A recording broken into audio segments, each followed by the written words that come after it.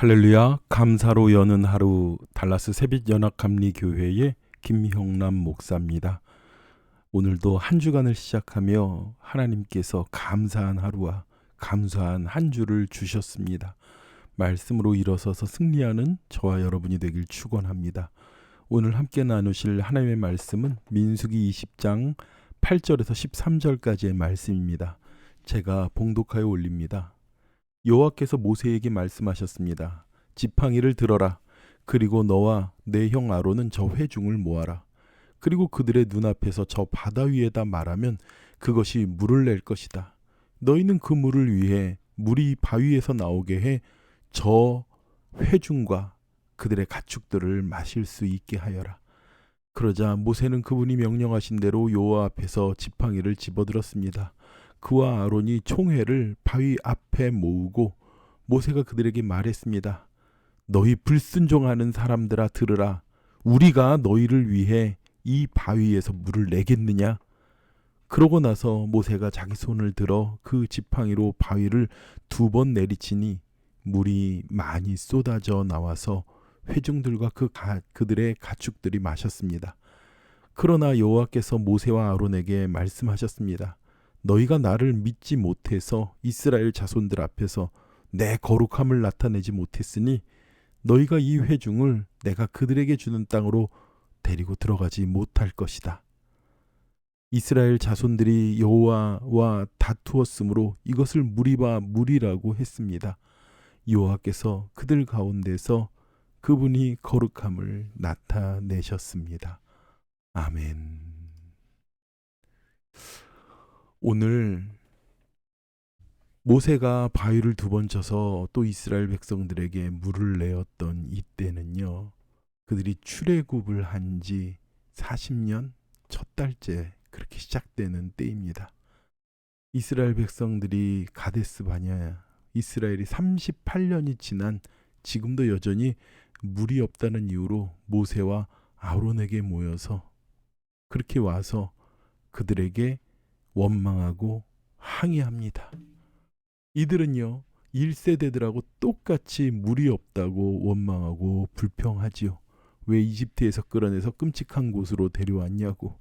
여기는 씨 뿌릴 곳도 없고 무화과도 없고 포도도 없고 석류도 없고 마실 물도 없고 가축들에게 먹일 물이 없어서 가축들이 다 죽게 되었다고요.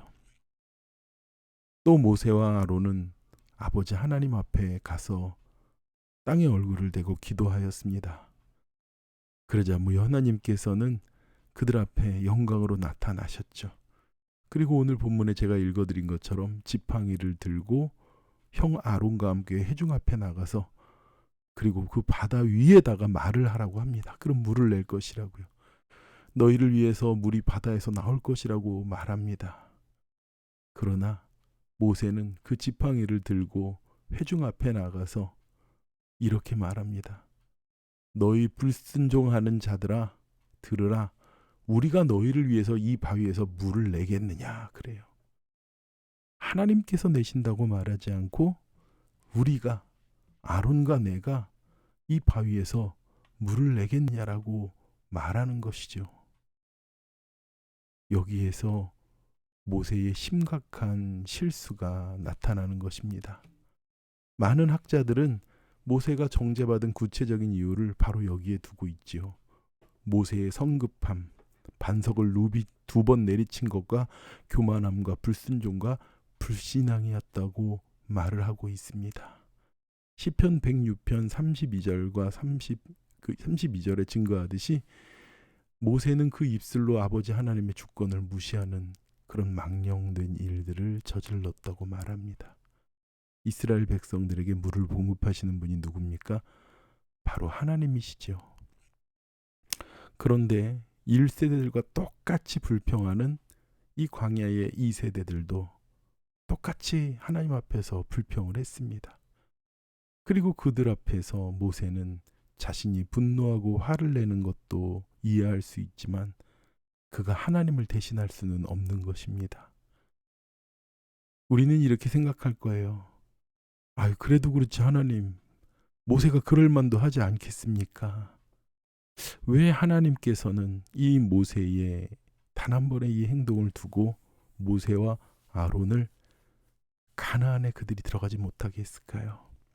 오늘 본문에 읽어보면요, 미리암이 죽었습니다. 그리고 본문에 읽지 않았지만 하반절에는요, 아론도 호르산에서 죽습니다. 그리고 그의 아들 엘리에셀에게 제사장의 옷을 입히고 그들의 조상들 곁으로 하나님께로 돌아갑니다.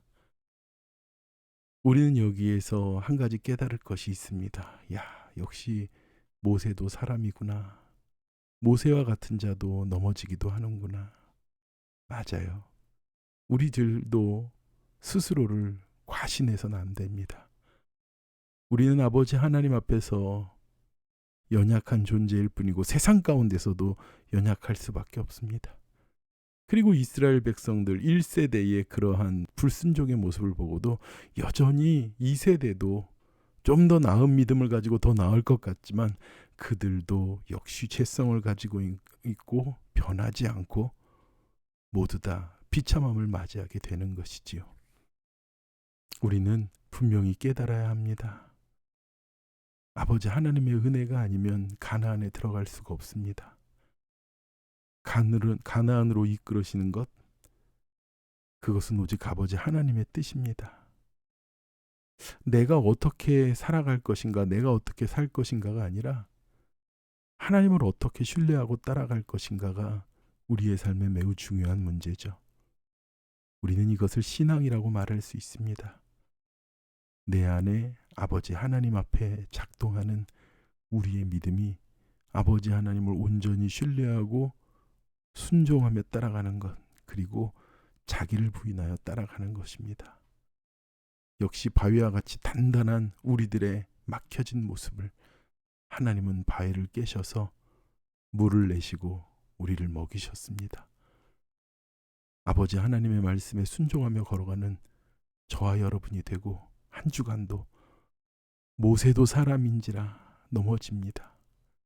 우리도 사람인지라 넘어지는데 그래도 주님 바라보며 신실하게 순종하며 걸어가는 저와 여러분 되기를 축원합니다. 함께 기도하겠습니다. 하나님 아버지, 이스라엘 백성들이 아버지 하나님의 그 은혜의 땅에 들어갈 수 있는 자격은 그들의 의로는 아무도 없습니다. 오직 아버지 하나님의 말씀을 통해서 아버지 하나님 주님의 은혜를 통해서 들어갈 수 있음을 오늘도 배웁니다. 우리는 여전히 모세일지라도 아무런 자격과 공로가 없음을, 하나님의 은혜가 아니고서는 전적으로 아버지 하나님을 신뢰하고 의지하지 않고는 들어갈 수 없다는 것을 배웠습니다. 하나님, 나를 내려놓고 오직 주님만, 주님의 은혜만 구하며 주님을 따라가는 우리가 되도록 인도하여 주시옵소서. 감사를 드리며 예수님의 이름으로 기도드렸사옵나이다. 아멘. 믿음으로 한 주간을 이기어 나가고 승리하는 저와 여러분이 되길 축원합니다. 기도하겠습니다.